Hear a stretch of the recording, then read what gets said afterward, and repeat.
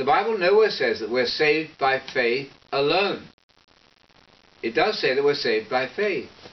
But what most people don't know is that it also says that a man is saved by works. That is plainly said by James.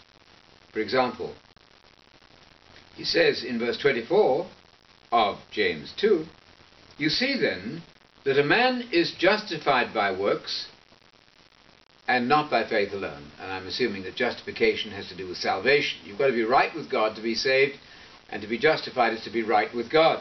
So what is James's point here? A very easy one. There is faith and faith. There is genuine faith, which automatically carries works with it, and there is non-genuine faith, which is spurious, isn't going to save you. So he says in verse 14, "What use is it, my brothers and sisters, if someone says he has faith, but he has no works? Can that faith save him? Obviously not. That's not really faith. If a brother or sister is without clothing and you don't help him in any way, that sort of faith has no works and it's dead." So you will find that in 19, even the demons believe in the unity of God, the one God, the Father, the creed of Jesus, the unitary, non-Trinitarian creed of Jesus. Even demons believe that. But that's not sufficient, because in verse 20 he says, "Are you willing to recognize, you foolish fellow, that faith without works is useless?" And he quotes an example. Wasn't Abraham our father, our spiritual father, justified by works when he offered up his son? The point would be that Abraham is the great model of faith. We know that, because he believed what God said. But it didn't stop there. He actually did what God commanded. So faith without obedience isn't faith at all. You see then that faith was working in his works. That's the point. Faith has to be active.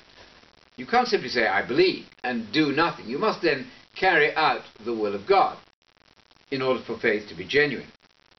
In 23, the scripture was fulfilled. He says, "And Abraham believed God, and it was reckoned to him as being right," as being upright. And he was called the friend of God. You see then, in conclusion, that faith, if it isn't accompanied by works, if it doesn't produce works, is not going to save anybody. You see that one is justified. You see then that one is justified by the sort of faith that produces works. In the book of Romans we have a wonderfully simplifying, clarifying text over this issue of faith and works. And these two verses that I'm going to read to you frame the book of Romans. You find them in the first chapter. Here in verse 5 of Romans 1, "We've received grace," Paul says, "and apostleship," speaking of himself, "to bring about the obedience of faith." I get it. Faith and obedience go together. Obedience is the key word here. Faith without obedience is not genuine faith. Or to put it in James's language, faith which doesn't produce obedience is false faith. In the 16th chapter, at the very end of Romans, in verse 26, he speaks of the gospel being manifest in the scriptures, of the prophets, according to the commandment of the eternal God, which has been made known to all the nations, leading to the obedience of faith. The kind of belief which is genuine because it obviously has works that go with it. This is very simple. Now I want to crown this whole talk then with another very easy text that doesn't get a lot of publicity, and I cannot imagine why, because again it simplifies the whole question. There's nothing to be troubled about here.